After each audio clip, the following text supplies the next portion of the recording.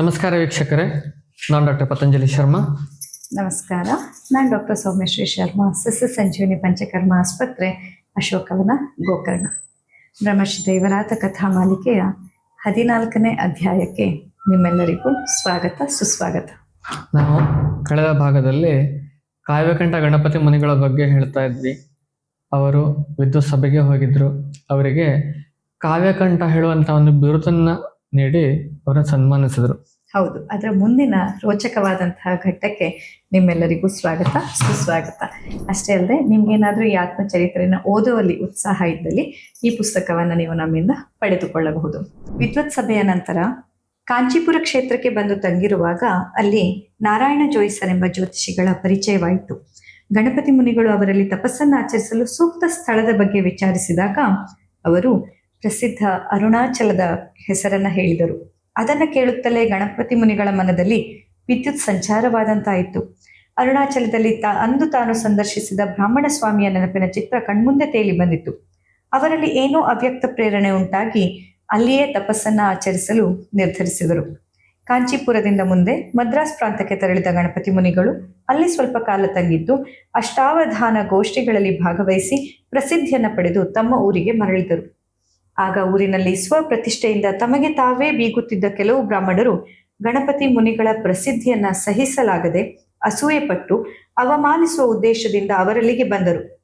ನೀನು ದೊಡ್ಡ ದೊಡ್ಡ ಪಂಡಿತರೊಂದಿಗೆ ವಿದ್ವತ್ ಸಭೆಯಲ್ಲಿ ಭಾಗವಹಿಸಿ ಸಮಸ್ಯಾ ಪೂರಣ ಕಾರ್ಯಕ್ರಮದಲ್ಲಿ ಗೆದ್ದು ಬಂದಿರುವುದನ್ನು ಕೇಳಿ ಸಂತೋಷವಾಯಿತು.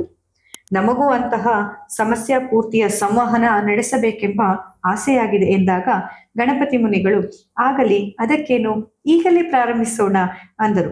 ಆಗ ಅವರಲ್ಲಿ ಒಬ್ಬ ಉಪನಯನ, ವಿವಾಹ ಮುಂತಾದವುಗಳನ್ನ ಮಾಡಿಸುವ ಪುರೋಹಿತರಾಗಿದ್ದು ಆತ ವಿವಾಹ ಪ್ರಯೋಗದ ಕನ್ಯಾಂ ಕನಕಂ ಸಂಪನ್ನಂ ಎಂಬ ಮಂತ್ರವನ್ನ ಹೇಳಲು ಪ್ರಾರಂಭಿಸಿದಾಗ ಗಣಪತಿ ಮುನಿಗಳು ಅವರನ್ನು ಅಷ್ಟಕ್ಕೆ ತಡೆದು ಮುಂದಿನವನಿಗೆ ಹೇಳಲು ಸೂಚಿಸಿದರು. ವ್ಯಾಕರಣ ಪಂಡಿತನಾದ ಅವನು ಅಮರಕೋಶದ ಸಶ್ರೀಯೈ ಚಾಮೃತಾಯ ಚ ಎಂಬ ಶ್ಲೋಕದ ತುಣುಕೊಂದನ್ನು ನುಡಿಯಲು ಶ್ರಾದ್ದ ಕರ್ಮ ಮಾಡಿಸುವ ಇನ್ನೊಬ್ಬ ದಾಸ್ಯಾಮಿತೆ ಭ್ಯೋವಿಕರಂ ಎಂದು ಹೇಳುತ್ತಿರುವಂತೆ ಗಣಪತಿ ಮುನಿಗಳು ಏಭ್ಯೋ ದಾದ ಅಂಬಿಕಾ ಸುತಃ ಎಂದು ಸಮಸ್ಯೆಯನ್ನ ಪೂರ್ತಿ ಮಾಡಿದರು. ನೋಡಿ, ಇಲ್ಲಿ ಹೆಂಗೆ ಅಂತಂದ್ರೆ ಒಬ್ಬರದೇ ಸಮಸ್ಯೆ ಅಲ್ಲ, ಒಬ್ಬರ ಪ್ರಶ್ನೆ ಹೇಳ್ತಿದ್ದಂಗೆ ಆ ಅರ್ಧಕ್ಕೆ ನಿಲ್ಲಿಸಿ ಮತ್ತೊಬ್ಬರನ್ನ ಕೇಳಿ ಆ ಪ್ರಶ್ನೆ ಅರ್ಧಕ್ಕೆ ನಿಲ್ಲಿಸಿ ಇನ್ನೊಬ್ಬರನ್ನ ಕೇಳಿ ಆ ಪ್ರಶ್ನೆಯನ್ನು ಅರ್ಧಕ್ಕೆ ನಿಲ್ಲಿಸಿ ಮೂರು ಪ್ರಶ್ನೆಗಳನ್ನ ಉತ್ತರವನ್ನ ಇವರು ಕೊಡ್ತಾರೆ. ಆಗ ಗಣಪತಿ ಮುನಿಗಳೇ ನಗುತ್ತಾ ಅದರ ಅರ್ಥವನ್ನ ವಿವರಿಸಿದರು. ಯಾಕಂದ್ರೆ ಎದುರಿಗಿದ್ದ ಬ್ರಾಹ್ಮಣರಿಗೆ ತಾವು ಕೇಳಿದ ಪ್ರಶ್ನೆಯೂ ಅರ್ಥವಾಗದೆ ಇವರು ಹೇಳಿದ ಉತ್ತರವೂ ಅರ್ಥವಾಗದೆ ಒಬ್ಬರ ಮುಖವನ್ನೊಬ್ಬರು ನೋಡ್ತಾ ಇದ್ರು. ಯಾಕಂತಂದ್ರೆ ಹೇಗೆ ನಾ ಇನ್ನು ಪ್ರಶ್ನೆ ಕೇಳೋ ಮೊದ್ಲು ಇನ್ನೊಬ್ರನ್ನ ಕೇಳಿ ಮತ್ತೊಬ್ರನ್ನ ಕೇಳಿ ಉತ್ತರ ಹೇಗೆ ಕೊಟ್ಟರು ಇವರು ಅಂತ. ಆಗ ಇವರೇ ನಗ್ತಾ ಆ ಉತ್ತರವನ್ನ ವಿವರಿಸ್ತಾರೆ. ವಿವಾಹ ಪ್ರಯೋಗ ಕನ್ಯಾಂ ಕನಕ ಸಂಪನ್ನಾಂ ಅಮರಕೋಶದ್ದು ಸಶ್ರೀಯೈ ಚಾಮೃತಾಯಚ ಅನ್ನೋದು ಸಮಸ್ಯೆ. ಇದರಲ್ಲಿ ಮತ್ತಿನ್ನೊಂದು ಶ್ರಾದ್ದ ಪ್ರಯೋಗದವರು ದಾಸ್ಯಾಮಿತೆ ಭ್ಯೋ ವಿಕಿರಂ, ಇದು ಮೂರು ಸೇರಿ ಒಂದು ಸಮಸ್ಯೆ. ಅದಕ್ಕೆ ಉತ್ತರ ಒಂದೇ ವಾಕ್ಯದಲ್ಲಿ ಕಾವ್ಯಕಂಠರು ಹೇಳಿದ್ದು ಏಭ್ಯೋ ದಾದಂಬಿಕಾ ಸುತಃ. ಅಂದ್ರೆ ಕನ್ನಡದಲ್ಲಿ ಅರ್ಥವನ್ನ ತಿಳ್ಕೊಳ್ಳೋಣ. ಸುವರ್ಣಾಭರಣದಿಂದ ಕೂಡಿದ ಕನ್ಯಾಮಣಿ ದ್ರೌಪದಿಯನ್ನ ಸಂಪತ್ತಿಗಾಗಿ ಮತ್ತು ಅಮೃತತ್ವಕ್ಕಾಗಿ ದೃಪದನು ಯಾವ ಪಾಂಡವರಿಗೆ ಕೊಟ್ಟನೋ ಆ ಪಾಂಡವರಿಗೆ ಧೃತರಾಷ್ಟ್ರನು ವಿಕಿರಾನ್ನವನ್ನು ಕೊಟ್ಟನು. ಅಂದರೆ ನಮಗೆ ಇದು ಕನ್ನಡದಲ್ಲೂ ಅರ್ಥೈಸಿಕೊಳ್ಳೋದು ಕಷ್ಟ ಅಲ್ವಾ? ಈಗಿನ ಒಂದು ಬುದ್ಧಿ ಪಾಂಡಿತ್ಯಕ್ಕೆ ಅರಗಿನ ಮನೆಯಲ್ಲಿ ಪಾಂಡವರು ಬೆಂಕಿ ಬಿದ್ದು ಸತ್ತು ಹೋದರು ಎಂದು ತಿಳಿಯಲಾದ ಸಂದರ್ಭದಲ್ಲಿ ಅವರಿಗೆ ಧೃತರಾಷ್ಟ್ರನು ವಿಕಿರಾನ್ನವನ್ನು ಕೊಟ್ಟನು ಎಂಬುದು ಇದರ ತಾತ್ಪರ್ಯ. ಅಂಬಿಕಾ ಸುತ ಅಂದ್ರೆ ಇಲ್ಲಿ ಧೃತರಾಷ್ಟ್ರ, ವಿಕಿರಾನ್ನ ಅಂದ್ರೆ ಶ್ರಾದ್ದ ಕರ್ಮದಲ್ಲಿ ಸತ್ತವರಿಗೆ ಸಮರ್ಪಿಸುವಂತಹ ಒಂದು ಅನ್ನ. ಯಾವ ರೀತಿಯಿಂದಲೂ ಒಂದಕ್ಕೊಂದು ಸಂಬಂಧವಿಲ್ಲದ ಹಾಗೆ ತಾವು ಸಮಸ್ಯೆಯನ್ನು ಒಡ್ಡಿದರೂ ಅದನ್ನು ಸರಿಯಾದ ರೀತಿಯಲ್ಲಿ ಅರ್ಥ ಬರುವಂತೆ ಗಣಪತಿ ಮುನಿಗಳು ಪೂರ್ತಿಗೊಳಿಸಿದ್ದನ್ನ ಕಂಡು ಬ್ರಾಹ್ಮಣರು ಬೆರಗಾಗಿ ತಮ್ಮ ಸಣ್ಣತನಕ್ಕೆ ತಾವೇ ನಾಚಿ ಏನೂ ಮಾತನಾಡದೆ ಹೊರಟು ಹೋದರು. ಅಂದ್ರೆ ಇಲ್ಲಿ ಸಮಸ್ಯೆಗಳು ಬೇರೆ ಬೇರೆ ಇದೆ, ಒಂದಕ್ಕೊಂದು ಸಂಬಂಧ ಇಲ್ಲದಂತ ಬೇರೆ ಬೇರೆ ಸಮಸ್ಯೆಗಳನ್ನ ಕೇಳಿದ್ದಾರೆ. ಎಲ್ಲ ಸಮಸ್ಯೆನೂ ಒಂದೇ ರೀತಿಯಾಗಿ ಒಂದಕ್ಕೊಂದು ಕನೆಕ್ಷನ್ ಕೊಟ್ಟು ಅದಕ್ಕೆ ಉತ್ತರ ಕೊಡೋದಿದೆಯಲ್ಲ, ಇದು ಅದ್ಭುತ. ಅದಕ್ಕಾಗಿ ಅಲ್ವಾ ಅವರನ್ನ ಕಾವ್ಯ ಕಂಠರು ಅಂತ ಹೇಳಿರುವಂಥದ್ದು. ಇಂತಹ ಕಾವ್ಯಕಂಠರು ಅವರ ಒಂದು ಸರಳತೆಯನ್ನ, ಸರಳ ಜೀವನವನ್ನ ಅವರ ನೋಡಿ, ಈಗ ಅವ್ರಿಗೆ ಗೊತ್ತು ಊರಿನವರು ಬಂದದ್ದೇ ತನ್ನ ಅವಮಾನಿಸ್ಲಿಕ್ಕೆ ಅಂತಾನೂ ಗೊತ್ತು. ಆದರೂ ಸಹ ನಗು ನಗುತ್ತಾ ಅವರ ಒಂದು ಸವಾಲನ್ನ ತಕ್ಷಣಕ್ಕೆ ಸ್ವೀಕರಿಸಿ ಉತ್ತರವನ್ನ ನೀಡಿ ಗೌರವಪೂರಿತವಾಗಿ ಅವರನ್ನ ಕಳುಹಿಸಿ ಕೊಟ್ಟಿದ್ದಿದೆಯಲ್ಲ, ಇದು ದೊಡ್ಡವರ ವ್ಯಕ್ತಿತ್ವ. ಈ ಒಂದೊಂದು ಸಮಸ್ಯೆಗೆ ಪರಿಹಾರ ಹೇಳೋದು ಸುಲಭ, ಒಂದೊಂದು ಪ್ರಶ್ನೆಗೆ ಉತ್ತರ ಕೊಡ್ತಾ ಹೋಗೋದು ಈಸಿ. ಅವ್ರು ಹಾಗೆ ಮಾಡಲಿಲ್ಲ. ಎಲ್ಲ ಸಮಸ್ಯೆಗಳನ್ನು ಸೇರಿಸಿ ಒಂದು ಉತ್ತರವನ್ನು ಕೊಟ್ಟು ಅದು ಅಷ್ಟು ಸಮಸ್ಯೆಗಳಿಗೆ ಹೇಗೆ ಪರಿಹಾರ ಅಂತ ಅದನ್ನು ಕೂಡ ಅವರೇ ವ್ಯಾಖ್ಯಾನ ಕೊಡ್ತಾರೆ. ಅದು ಅದ್ಭುತ. ಅದ್ಭುತ.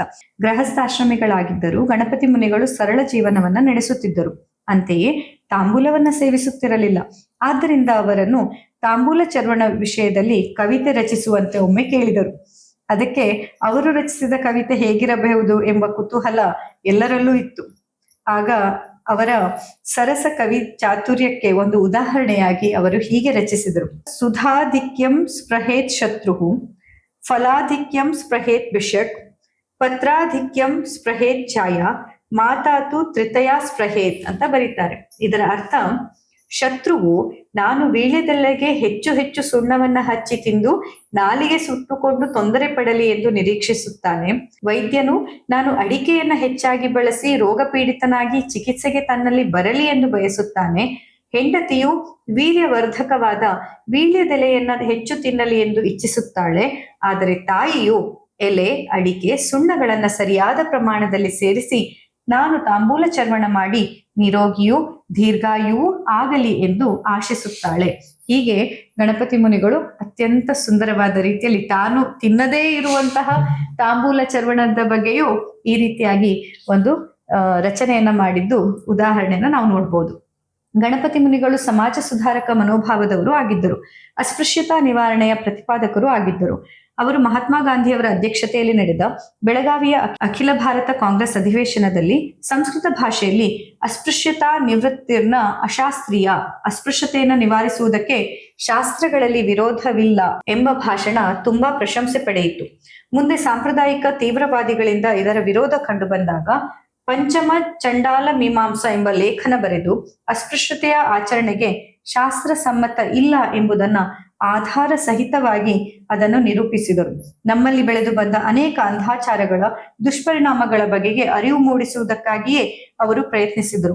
ಆದರೆ ಅವರೆಂದೂ ಕೂಡ ಸುಧಾರಣೆಯ ತೀವ್ರವಾದಿಯಾಗಿರದೆ ಸೌಮ್ಯವಾದಿಯಾಗಿದ್ದರು. ಮನುಷ್ಯ ತನ್ನಲ್ಲಿರುವ ಲೋಪದೋಷಗಳನ್ನ ತೊರೆಯುತ್ತಾ ಪರಿಪೂರ್ಣತೆಯತ್ತ ಸಾಗಬೇಕೆಂಬುದೇ ಅವರ ಆಶಯವಾಗಿತ್ತು. ಹೀಗೆ ಜನಸಾಮಾನ್ಯರ ಸಹಜ ಜೀವನಕ್ಕೆ ಅವರು ಬಹಳ ಹತ್ತಿರವಾಗಿದ್ದರು. ಇದು ತುಂಬಾ ಅದ್ಭುತವಾದಂತಹ ಒಂದು ವಿಷಯ. ಬ್ರಹ್ಮಶ್ರೀ ದೈವರಾತ್ರು ಇದರಿಂದ ಪ್ರಭಾವಿಯಾಗಿದ್ದರು ಅನ್ನೋದನ್ನ ನಾವು ಮುಂದೆ ಅವರ ಜೀವನದಲ್ಲೂ ಇದನ್ನ ಕಾಣಬಹುದು. ಅಸ್ಪೃಶ್ಯ ನಿವಾರಣೆ ಬಗ್ಗೆ ತುಂಬಾ ಸಮಾಜದಲ್ಲಿ ಹೋರಾಡಿದ್ರು ಅವರು. ನಿಮಗೆ ಗೊತ್ತಿರೋ ಹಾಗೆ ಗಾಂಧೀಜಿಯವರ ಜೊತೆ ಕೂಡ ಅವರು ಆ ಒಂದು ಕಾರ್ಯಕ್ರಮದಲ್ಲಿ ಅಧಿವೇಶನದಲ್ಲಿ ಭಾಗವಹಿಸಿ ಸಮಾಜಮುಖಿಯಾಗಿ ಕೆಲಸ ಮಾಡಿದ್ರು. ಹೀಗೆ ಕಾವ್ಯಕಂಠ ಗಣಪತಿ ಮುನಿಗಳು ಬರೀ ಒಂದು ಕಾವ್ಯ ರಚನೆಯನ್ನ ಅಷ್ಟೇ ಅಲ್ಲದೆ ಅದರ ಜೊತೆಗೆ ಸಮಾಜ ಸುಧಾರಣೆಗೆ ಏನೇನು ಮಾಡಬೇಕು ಅಂತ ತುಂಬಾ ಕಾಳಜಿಯನ್ನ ವಹಿಸ್ತಾ ಇದ್ರು. ಹೌದು. ಹೀಗೆ ಅವರ ವಿಸ್ಮಯ ಪ್ರತಿಭಾ ವಿಶೇಷದ ಬಗ್ಗೆ ಇನ್ನೊಂದು ಸ್ವಲ್ಪ ನಾವು ತಿಳಿದುಕೊಳ್ಳೋಣ. ಗಣಪತಿ ಮುನಿಗಳೊಬ್ಬ ವಿಸ್ಮಯ ಪ್ರತಿಭೆಯ ಜ್ಞಾನ ಸಂಪನ್ನರು. ಅಷ್ಟಾವಧಾನ ಪ್ರದರ್ಶನ, ಘಂಟಾ ಶತಕ ರಚನೆ ಅಂದ್ರೆ 1 ಗಂಟೆಯ ಅವಧಿಯಲ್ಲಿ ಬೇರೆ ಬೇರೆಯವರು ಸೂಚಿಸುವ ವಿಷಯದ ಮೇಲೆ ವಿವಿಧ ವೃತ್ತದ 100 ಶ್ಲೋಕವನ್ನ ರಚಿಸುವುದು. ಅಂದ್ರೆ ಸಾಧಾರಣ ಒಂದು ಶ್ಲೋಕಕ್ಕೆ 1 ನಿಮಿಷ ಸಮಯವೂ ಇಲ್ಲ. 1 ಗಂಟೆಯಲ್ಲಿ 100 ಶ್ಲೋಕವನ್ನ ರಚಿಸುವಂಥದ್ದು. ಅದು ಬೇರೆ ಬೇರೆಯವರು ಸೂಚಿಸಿದ ಬೇರೆ ಬೇರೆ ವಿಷಯದ ಮೇಲೆ. ಚದುರಂಗದ ಆಟದಲ್ಲಿ ಬಹು ನಿಷ್ಣಾತರು ಇವರು. ಆಟದ ನಡೆಯನ್ನ ನೋಡದಂತೆಯೇ ಕೇವಲ ಕೇಳುವುದರಿಂದಲೇ ಯಾವ ಕಾಯಿಯನ್ನ ಹೇಗೆ ಎಲ್ಲಿ ಮುಂದಕ್ಕೆ ಹಾಕಬೇಕು ಎಂದು ಕ್ಷಣ ಮಾತ್ರದಲ್ಲಿ ಹೇಳಬಲ್ಲಂತ ನಿಶಿತಮತಿಯಾಗಿದ್ದರು. ಚದುರಂಗದಾಟದಲ್ಲಿ ಸೋಲನ್ನ ಎಂದಿಗೂ ಅವರು ಕಂಡೇ ಇಲ್ಲ. ಒಂದು ಬಾರಿ ಓದಿದರೆ ಅಥವಾ ಅವರು ಚದುರಂಗ ಆಡ್ಬೇಕಿದ್ರೆ ಬೋರ್ಡ್ ಇಟ್ಕೊಂಡು ಆಡ್ತಾ ಇರ್ಲಿಲ್ಲ.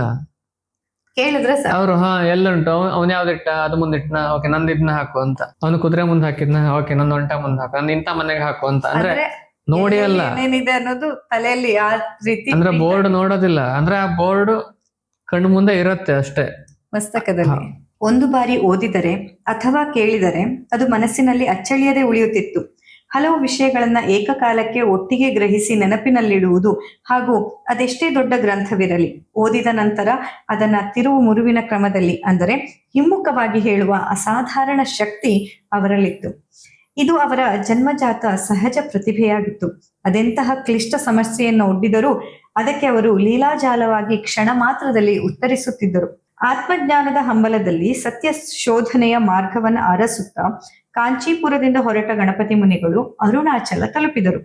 ಕಾರ್ತಿಕ ಶುಕ್ಲ ಚತುರ್ದಶಿ ಸೋಮವಾರ ಕೃತ್ತಿಕೋತ್ಸವದಂದು ಅರುಣಗಿರಿಯ ಮೇಲೆ ಧ್ಯಾನಾಸಕ್ತರಾಗಿರುವಾಗ ಅಲ್ಲಿಗೆ ಬಂದ ದನ ಕಾಯುವ ಹುಡುಗರಿಂದ ವಿಚಲಿತರಾಗಿ ಧ್ಯಾನ ಮಾಡುವುದನ್ನು ಬಿಟ್ಟು ಅಲ್ಲಿಗೆ ಸಮೀಪದಲ್ಲಿ ತಪಸ್ಸು ಮಾಡುತ್ತಿದ್ದ ಬ್ರಾಹ್ಮಣ ಸ್ವಾಮಿ ಇರುವ ಗುಹೆಯತ್ತ ನಡೆದರು. ಅಲ್ಲಿ ಅಚಲ ಚಿತ್ತದಿಂದ ಪ್ರಸನ್ನ ಭಾವದಲ್ಲಿ ಇಹವನ್ನ ಮರೆತು ನೀರವದಲ್ಲಿ ಅದ್ದಿದಂತೆ ಕುಳಿತಿರುವ ಮೌನಿ ಸ್ವಾಮಿಯೊಬ್ಬರನ್ನ ಕಂಡರು. ಆಗ ಆತ ಸುಪ್ತ ಸಮಾಧಿ ಸ್ಥಿತಿಯಲ್ಲಿರುವುದರಿಂದ ಗಣಪತಿ ಮುನಿಗಳು ಅವನು ಎಚ್ಚೆತ್ತುಕೊಳ್ಳುವ ತನಕ ಕಾದಿದ್ದು ಜಾಗೃತಾವಸ್ಥೆಗೆ ಬರುತ್ತಲೇ ತಮ್ಮ ಮನಸ್ಸಿನ ಅಳಲನ್ನ ತೋಡಿಕೊಂಡರು. ನಾನು ಜಪ ತಪ ಅನುಷ್ಠಾನಗಳನ್ನ ಮಾಡಿದೆ. ನನಗೆ ನಿಜವಾದ ಜ್ಞಾನದ ದರ್ಶನ ಆಗಲಿಲ್ಲ, ಶಾಂತಿ ಸಿಗಲಿಲ್ಲ. ನನಗೆ ಜ್ಞಾನೋದಯದ ಮಾರ್ಗವನ್ನ ಬೋಧಿಸಬೇಕು ಎಂದು ಪ್ರಾರ್ಥಿಸಿದರು. ಆದರೆ ಮೌನಿ ಸ್ವಾಮಿ ಏನೊಂದೂ ಮಾತನಾಡಲಿಲ್ಲ. ತಮ್ಮಿಂದ ಉತ್ತರ ಸಿಗುವವರೆಗೂ ನಾನಿಲ್ಲಿಂದ ಕದಲುವುದಿಲ್ಲ ಎಂದು ಗಣಪತಿ ಮುನಿಗಳು ಅಚಲವಾಗಿ ಕುಳಿತಾಗ ಯಾರೊಂದಿಗೂ ಮಾತನಾಡದ ಅರುಣಗಿರಿಯ ಆ ಮಹಾಯೋಗಿ ಕ್ಷಣಕಾಲ ಅವರನ್ನ ದಿಟ್ಟಿಸಿ ನೋಡಿ ಕನಿಕರಿಸಿ ಮೌನ ಒಡೆದು ಮಾತನಾಡಿದರು. ಆತ್ಮಶೋಧನೆಯೇ ಮನುಷ್ಯನ ನಿಜವಾದ ಕರ್ತವ್ಯ. ನಾನು ಎಂಬುದು ಎಲ್ಲಿಂದ ಹೊರಹೊಮ್ಮುವುದೋ ಅದರಲ್ಲಿ ಲೀನವಾಗುವುದೇ ತಪಸ್ಸು.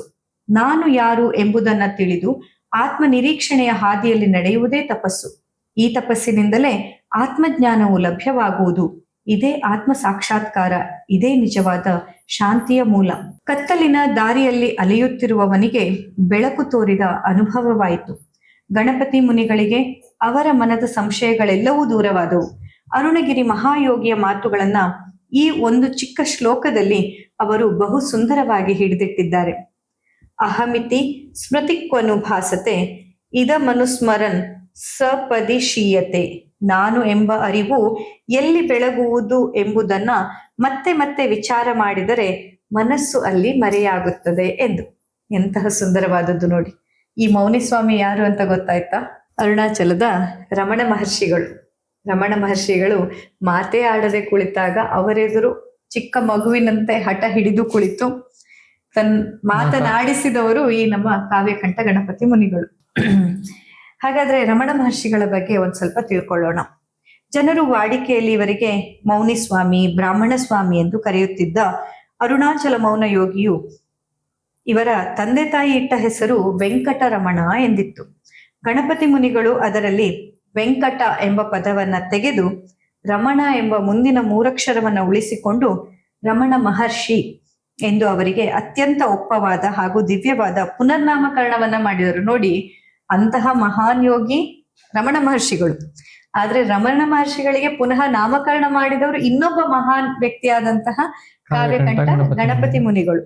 ಇವತ್ತಿಗೇನು ನಾವೆಲ್ಲ ರಮಣ ಮಹರ್ಷಿಗಳನ್ನ ಇಷ್ಟು ಆದರ್ಶದಿಂದ ನೋಡ್ತೇವೆ, ಆ ರಮಣರಿಗೆ ರಮಣ ಎನ್ನುವ ಪುನರ್ನಾಮಕರಣ ಮಾಡಿದ್ದು ಕಾವ್ಯಕಂಠ ಗಣಪತಿ ಮುನಿಗಳು.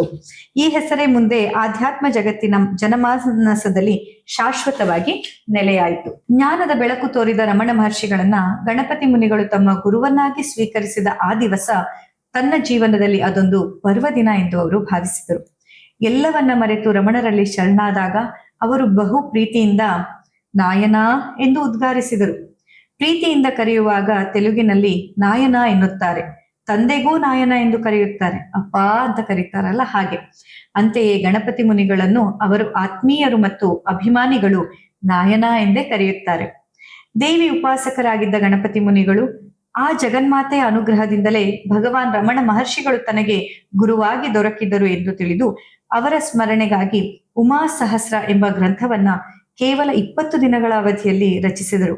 ಇದೇ ಸಮಯದಲ್ಲಿ ಗೋಕರ್ಣೆ ಭದ್ರಕರ್ಣಿಕ ಎಂದು ಪುರಾಣದಲ್ಲಿ ಉಲ್ಲೇಖಿಸಲ್ಪಟ್ಟಿರುವುದನ್ನು ನೋಡಿ ಭಾರತದಲ್ಲಿರುವ 18 ಶಕ್ತಿ ಪೀಠಗಳಲ್ಲಿ ಗೋಕರ್ಣದ ಭದ್ರಕರ್ಣಿಕೆಯು ಒಂದಾಗಿದೆ ಎಂದು ತಿಳಿದು ಬಂದಾಗ ಅದನ್ನ ಸಂದರ್ಶಿಸಬೇಕೆಂಬ ಹಂಬಲ ಉಂಟಾಯಿತು. ಗೋಕರ್ಣವು ವೇದಾಧ್ಯಯನಕ್ಕೆ ಕೇಂದ್ರ ಸ್ಥಾನವಾಗಿರುವುದರಿಂದ ವೇದಾರ್ಥ ಜ್ಞಾನವನ್ನ ಪಡೆಯಬೇಕೆಂಬ ಅವರ ಬಹುದಿನಗಳ ಆಸೆಗೆ ಈಗ ಕಾಲವು ಸನ್ನಿಹಿತವಾಗಿತ್ತು. ಅಂತೆಯೇ ಪತ್ನಿ ವಿಶಾಲಾಕ್ಷಿ ಅಮ್ಮನವರೊಂದಿಗೆ ಅರುಣಾಚಲದಿಂದ ಹೊರಟು ಶಂಕರಾಚಾರ್ಯರ ಜನ್ಮಸ್ಥಳವಾದ ಕಾಲಟಿಯನ್ನ ಸಂದರ್ಶಿಸಿ ಮಂಗಳೂರು ಮಾರ್ಗವಾಗಿ ಉಡುಪಿಗೆ ಬಂದರು. ಅಲ್ಲಿಂದ ವಡಬಾಂಡೇಶ್ವರ ಕ್ಷೇತ್ರಕ್ಕೆ ಹೋಗಿ ಅಲ್ಲಿ ಶಿವಳ್ಳಿ ಬ್ರಾಹ್ಮಣರಾದ ಮಹಾಬಲೇಶ್ವರ ಶಾಸ್ತ್ರಿಗಳ ಮನೆಯಲ್ಲಿ 1 ವಾರಗಳ ಕಾಲ ತಂಗಿದರು. ಅವರು ಗೋಕರ್ಣದಲ್ಲಿ ತಮಗೆ ಪರಿಚಿತರಾದ ವೆಂಕಟರಮಣ ಉಪಾಧ್ಯಾಯ, ವಾಡಿಕೆಯಲ್ಲಿ ಜನರು ಇವರನ್ನ ತಿಗಳಾರಿ ಉಪಾಧ್ಯಾಯ ಎಂದು ಕರೆಯುತ್ತಿದ್ದರು, ಇವರ ವಿಳಾಸವನ್ನ ನೀಡಿದರು. ಕೋಟ ಬ್ರಾಹ್ಮಣರಾದ ಇವರು ಋಗ್ವೇದ ಸಂಹಿತಾಧ್ಯಯನ ಮಾಡಿದ ಘನ ವಿದ್ವಾಂಸರಾಗಿದ್ದರು. ಉಡುಪಿಯಿಂದ ಗೋಕರ್ಣಕ್ಕೆ ಬಂದ ಗಣಪತಿ ಮುನಿಗಳು ಸುಮಾರು 2 ತಿಂಗಳುಗಳ ಕಾಲ ಇವರ ಮನೆಯಲ್ಲಿ ವಾಸವಾಗಿದ್ದರು. ಆ ವೇಳೆಗೆ ಗೋಕರ್ಣದಲ್ಲಿ ಯಾರಿಗೂ ಕೂಡ ಇವರು ಯಾರು, ಎಲ್ಲಿಂದ ಬಂದವರು ಎಂಬ ವಿಷಯವಾಗಲಿ, ಅಗಾಧ ಜ್ಞಾನದಿಂದ ದಿವ್ಯ ವ್ಯಕ್ತಿತ್ವವನ್ನ ಪಡೆದುಕೊಂಡಂತಹ ಪರಿಚಯವಾಗಲಿ ಇರಲಿಲ್ಲ. ಇದರ ಮುಂದಿನ ಭಾಗವನ್ನಂತೂ ನಾವೀಗಾಗಲೇ ತಿಳಿದುಕೊಂಡಿದ್ದೇವೆ. ಹೇಗೆ ಬ್ರಹ್ಮಶ್ರೀ ದೈವರಾತ್ರು ಅವರಿಂದ ಆಕರ್ಷಿತರಾದ್ರು, ಯಾವ ರೀತಿಯಲ್ಲಿ ಈಗ ದೈವರಾತ್ರು ಸ್ವತಃ ತಾನೇ ಅವರಿಗೆ ಅಡಿಗೆ ಮಾಡಿ ಕೊಡುವಂತಹ ಕೆಲಸವನ್ನ ಒಪ್ಕೊಂಡ್ರು, ಇಲ್ಲಿಯ ತನಕ ನಾವು ಈಗಾಗಲೇ ಅರ್ತಿದ್ದೇವೆ. ಕಾವ್ಯಕಂಠ ಗಣಪತಿ ಮುನಿಗಳು ವಿದ್ಯುತ್ ಸಭೆಯನ್ನು ಮುಗಿಸಿ ಅಲ್ಲಿಂದ ಅರುಣಾಚಲಕ್ಕೆ ಬಂದು ರಮಣ ಮಹರ್ಷಿಗಳನ್ನ ಭೇಟಿ ಮಾಡಿ ಅವರ ದಿವ್ಯ ಆಶೀರ್ವಾದವನ್ನು ಪಡ್ಕೊಂಡು ಅಲ್ಲಿಂದ ನೇರವಾಗಿ ಗೋಕರ್ಣಕ್ಕೆ ಬರ್ತಾರೆ. ಗೋಕರ್ಣಕ್ಕೆ ಬಂದ ಮೇಲೆ ಏನೇನಾಯ್ತು ಹೇಳೋದನ್ನ ನೀವೀಗಾಗಲೇ ನೋಡಿದ್ದೀರಾ, ಹಿಂದಿನ ಸಂಚಿಕೆಗಳಲ್ಲಿ ತಿಳಿದಿದ್ದೀರಾ. ಆದ್ರೆ ಈಗ ಮುಂದಿನ ಸಂಚಿಕೆಯಲ್ಲಿ ಅತ್ಯಂತ ರೋಚಕವಾದಂತಹ ಈ ಗಣೇಶನಿಗೆ ದೈವರಾತ ಅನ್ನೋ ನಾಮಕರಣ ಹೇಗಾಯ್ತು, ಯಾಕಾಯ್ತು, ಹೇಗೆ ನಮ್ಮ ಚಿಕ್ಕ ಬಾಲಕ ಗಣೇಶ ಇನ್ಮುಂದೆ ದೈವರಾತ ಆಗ್ತಾನೆ ಅನ್ನೋದನ್ನ ಮುಂದಿನ ಸಂಚಿಕೆಯಲ್ಲಿ ನಾವು ತಿಳಿಯೋಣ. ಇಲ್ಲಿಯ ತನಕ ತಾಳ್ಮೆಯಿಂದ ಈ ಒಂದು ಕಥಾಮಾಲಿಕೆಯನ್ನು ಆಲಿಸಿದ ತಮಗೆಲ್ಲರಿಗೂ ತುಂಬು ಹೃದಯದ ಧನ್ಯವಾದಗಳು. ಬ್ರಹ್ಮಶ್ರೀ ದೈವರಾತರ ಆಶೀರ್ವಾದ ನಿಮ್ಮೆಲ್ಲರ ಮೇಲೆ ಸದಾಕಾಲ ಇರಲಿ ಅಂತ ಪ್ರಾರ್ಥಿಸುತ್ತಾ ಇವತ್ತಿನ ಈ ಸಂಚಿಕೆಯನ್ನ ಇಲ್ಲಿಗೆ ಸಂಪನ್ನಗೊಳಿಸ್ತಾ ಇದ್ದೇವೆ. ನಮಸ್ಕಾರ. ನಮಸ್ತೆ.